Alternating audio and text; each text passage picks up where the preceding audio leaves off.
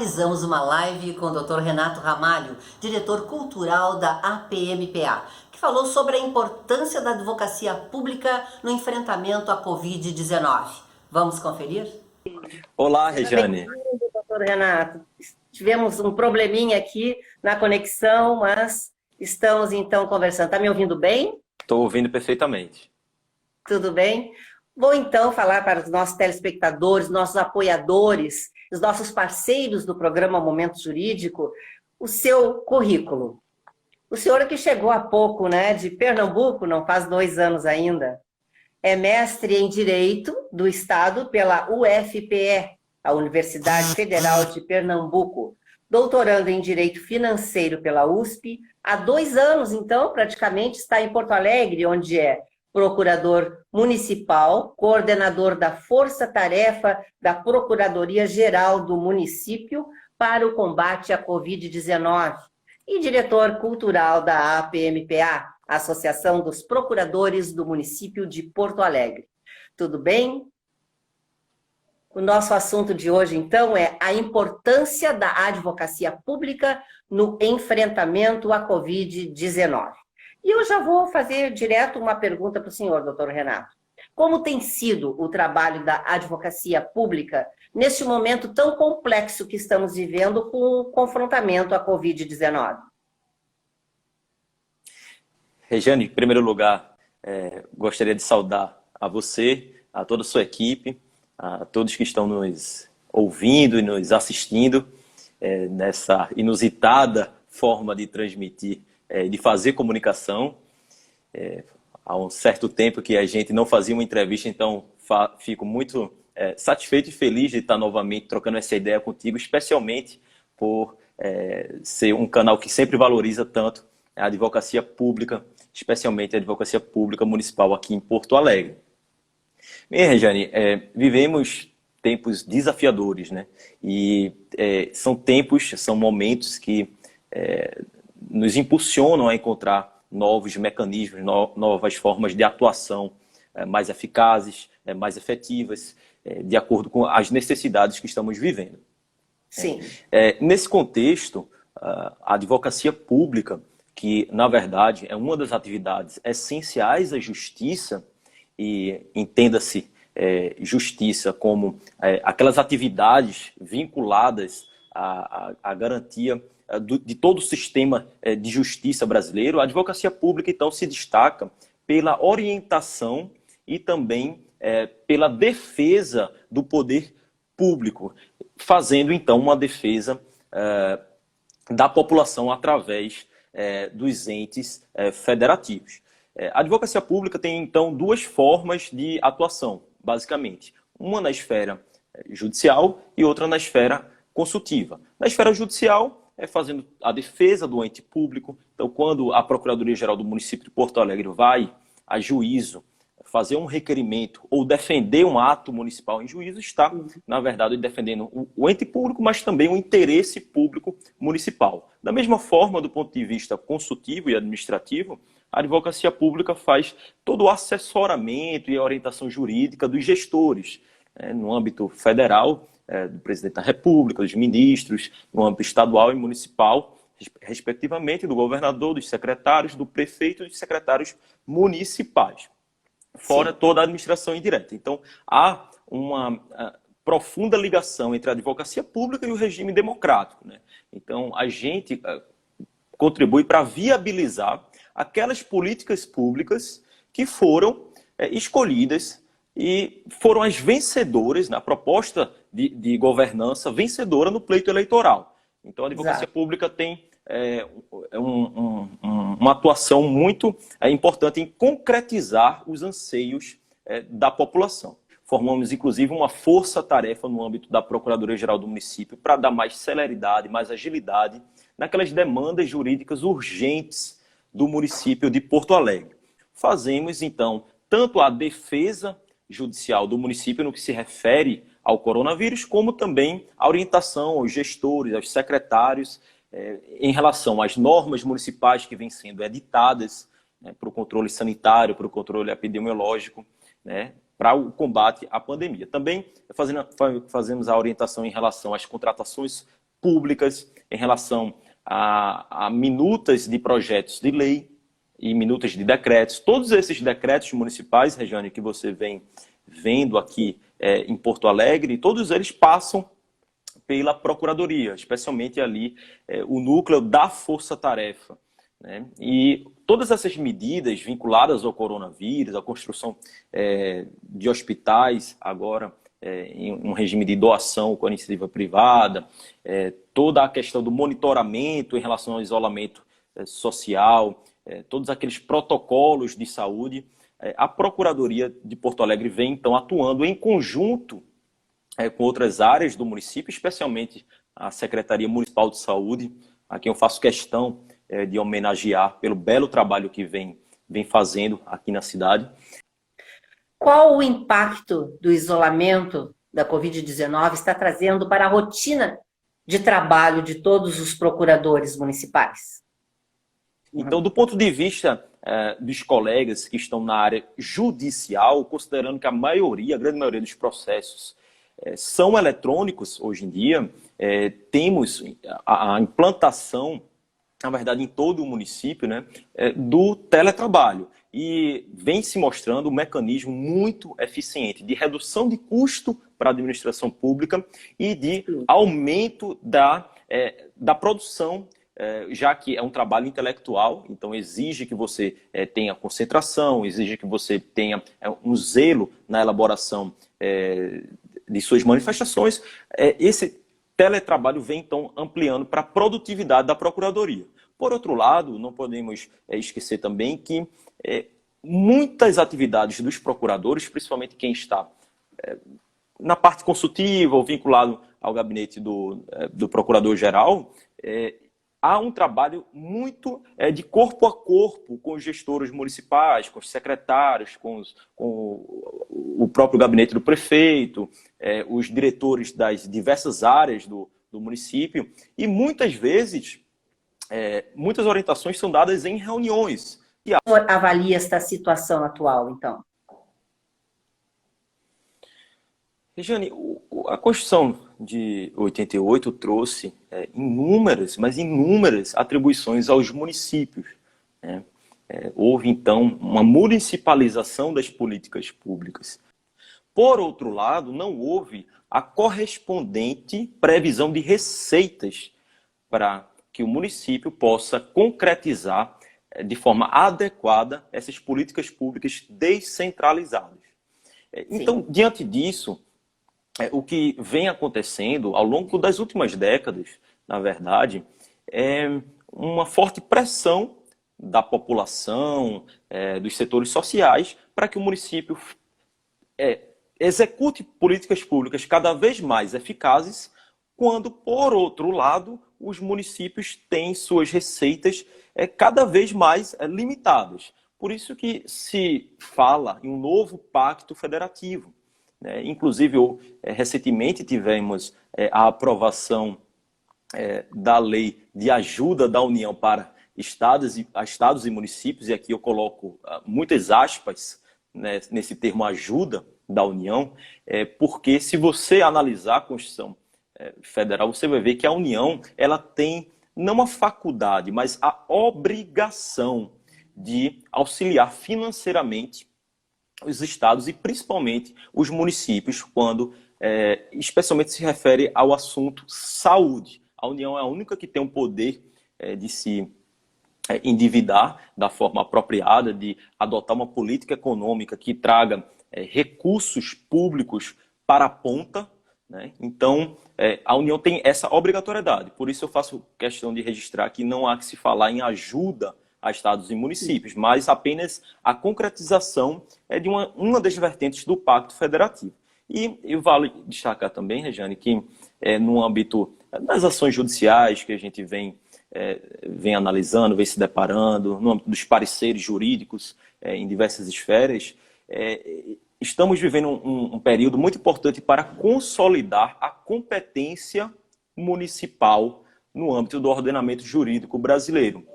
Isso significa, Regiane, principalmente quando se fala de saúde, que o município é o ator que tem as maiores informações e o maior conhecimento fático e técnico das situações locais. O que é que eu quero dizer com isso?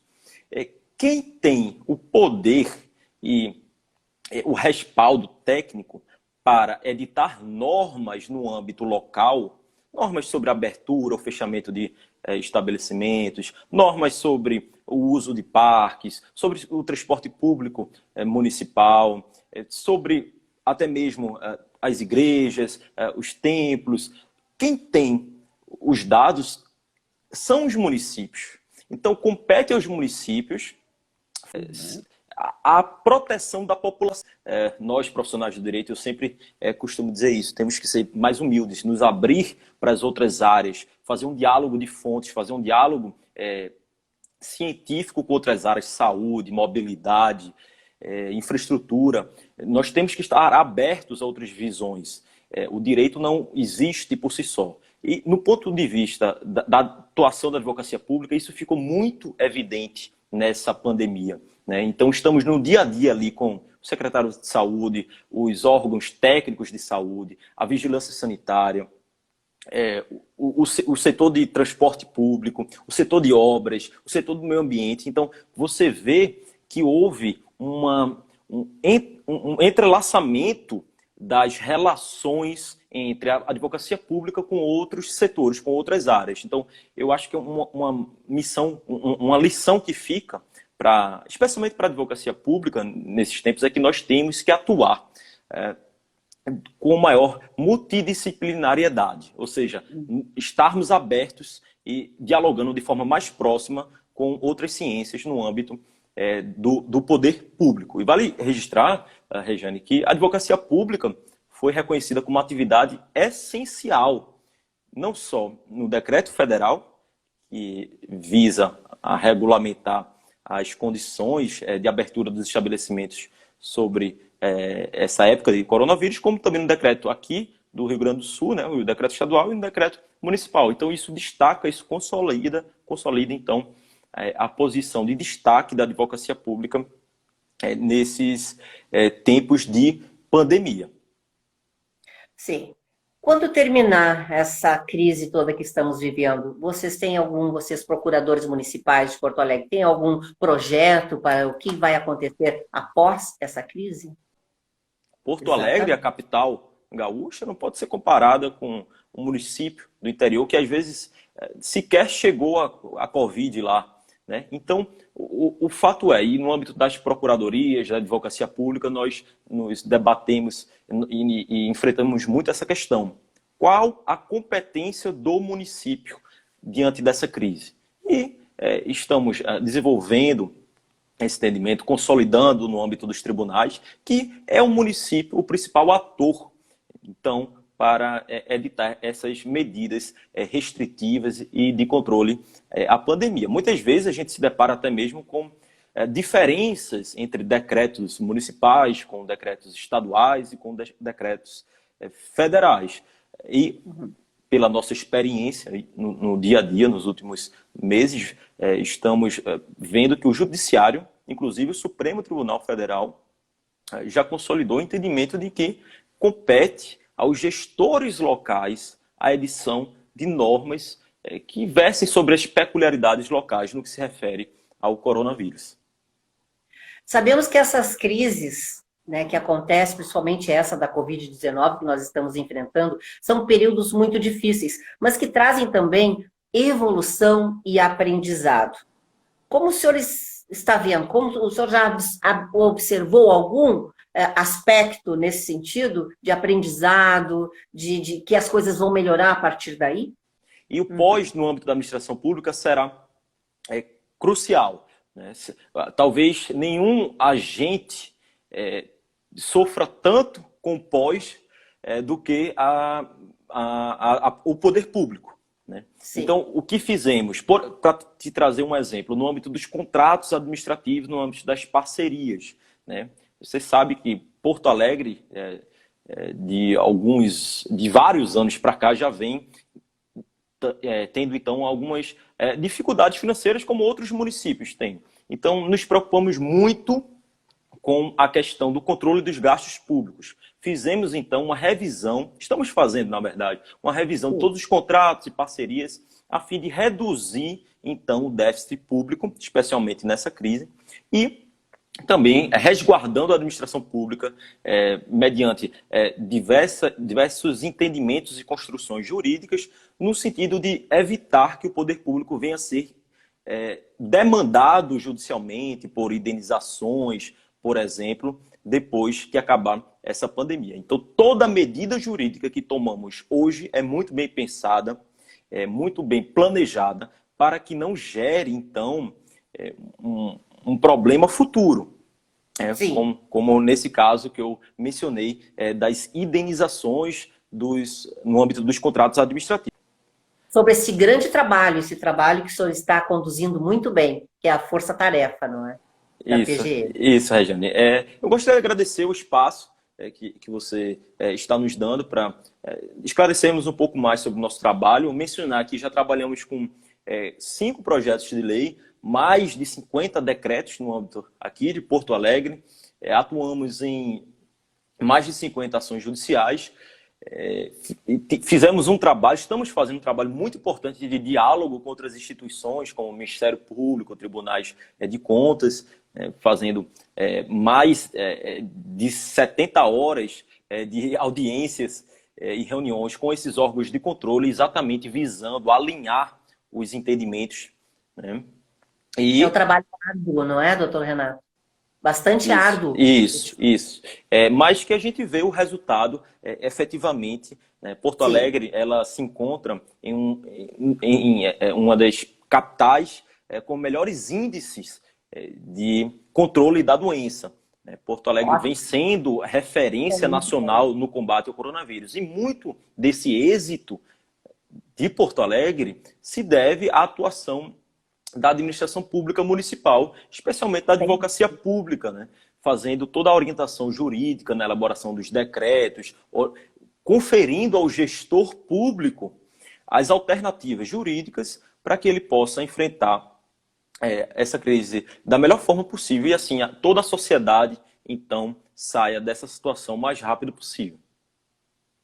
Doutor Renato Ramalho, foi um grande prazer receber. O espaço está aberto para que o senhor, qualquer notícia, qualquer informação que o senhor queira transmitir aos nossos telespectadores, estamos abertos a qualquer momento, ok? Ok, Regiane, eu agradeço a oportunidade, coloco não só a Força Tarefa como a Procuradoria à disposição, estamos respondendo muitas consultas de particulares aqui em Porto Alegre, que tem dúvidas sobre a interpretação dos decretos, né, fazendo todo o auxílio na fiscalização, orientando os fiscais do município. Então, estamos com esse contato direto então, com a população. Então, ficamos à disposição de você, do seu público. Gostaria de agradecer a oportunidade, a presença de tantos colegas da Procuradoria de Porto Alegre e de procuradorias de várias capitais e cidades ao redor do Brasil. Estou vendo aqui muita gente participando de todo o Brasil. Então, agradeço a atenção e a oportunidade de debater um pouco a atividade da advocacia pública. Um abraço a todos e muito obrigado por nos prestigiar nessa live. Uma boa noite e até nossa próxima oportunidade, doutor Renato. Muito obrigado. Voltamos logo após os comerciais, sempre num oferecimento de Zafari Bourbon. Economizar é comprar bem. E Catu Seguros, especialista no que tem valor para você. Fundação Escola Superior do Ministério Público, Educar para Melhorar o Mundo e a APMPA, Associação dos Procuradores do Município de Porto Alegre.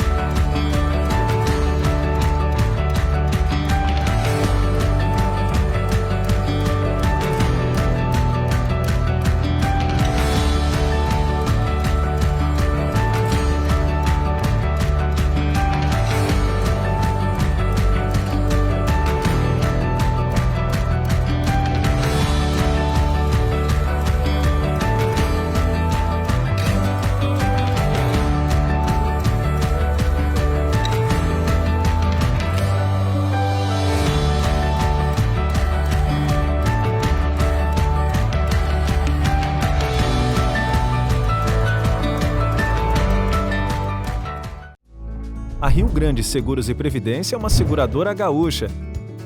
Nosso portfólio de produtos e serviços oferece planejamento e proteção para todas as fases da vida. A gente cuida do futuro da nossa gente com as melhores soluções em seguro de vida e previdência. Porque o nosso compromisso é facilitar a vida de quem confia e conta com a gente.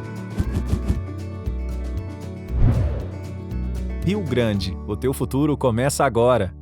A Icatu Seguros é a maior seguradora independente do Brasil, em vida, previdência e capitalização. Incentivamos milhões de pessoas a buscar proteção e a planejar um futuro ativo e seguro. Nossos produtos estão disponíveis em todo o território nacional, através de diversos parceiros comerciais e corretores credenciados. Conte com a segurança de quem administra e protege o dinheiro de muita gente. Gente que sabe que o futuro começa hoje. Psicologia Jurídica em Destaque. Doutora Luciana Generali Barni. Olá, querido telespectador, querida telespectadora.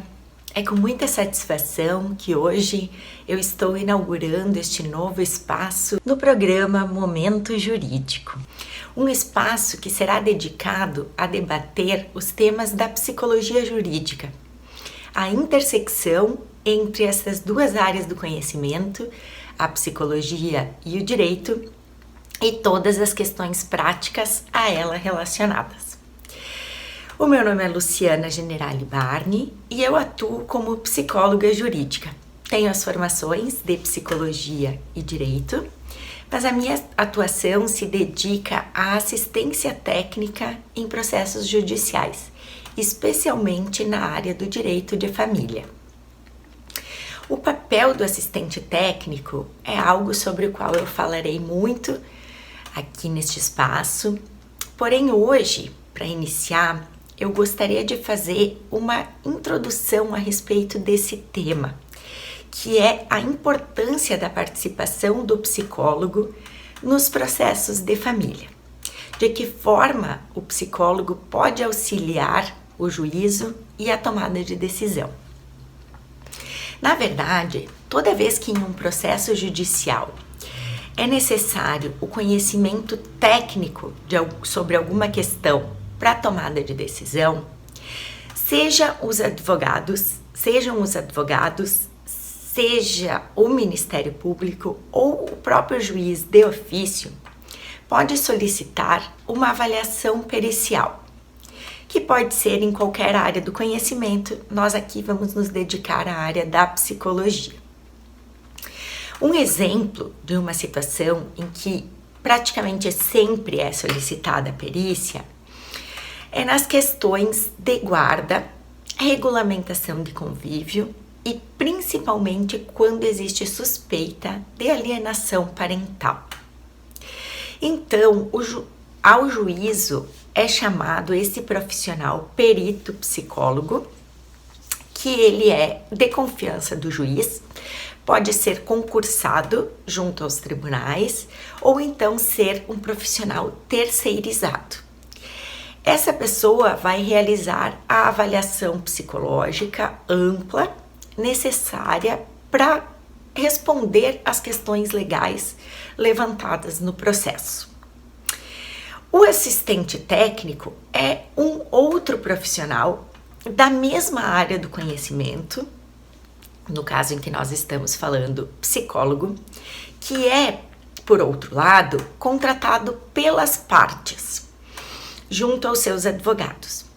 E esse profissional, ele vai trabalhar com o intuito de fazer a crítica desta prova pericial. Crítica no sentido de avaliação técnica. Então, o objetivo da participação do assistente técnico no processo é garantir que a prova pericial seja feita com a melhor qualidade possível, propiciando inclusive a efetivação dos princípios fundamentais do contraditório e da ampla defesa, na medida em que fazem o contraponto a esta prova pericial técnica, que é tão importante nos processos, que a imensa maioria dos juízes, cerca de 90%, acompanham os laudos periciais nas suas decisões. Então era esse o tema introdutório que eu gostaria de trazer. Será um prazer contar com a sua companhia nos próximos programas. Muito obrigada! Nós vamos ficando por aqui, sempre agradecendo muito a sua audiência. E não esqueça, estamos também no Instagram, @Programa MJ. A Icatu Seguros é a maior seguradora independente do Brasil em vida, previdência e capitalização. Incentivamos milhões de pessoas a buscar proteção e a planejar um futuro ativo e seguro. Nossos produtos estão disponíveis em todo o território nacional através de diversos parceiros comerciais e corretores credenciados. Conte com a segurança de quem administra e protege o dinheiro de muita gente. Gente que sabe que o futuro começa hoje.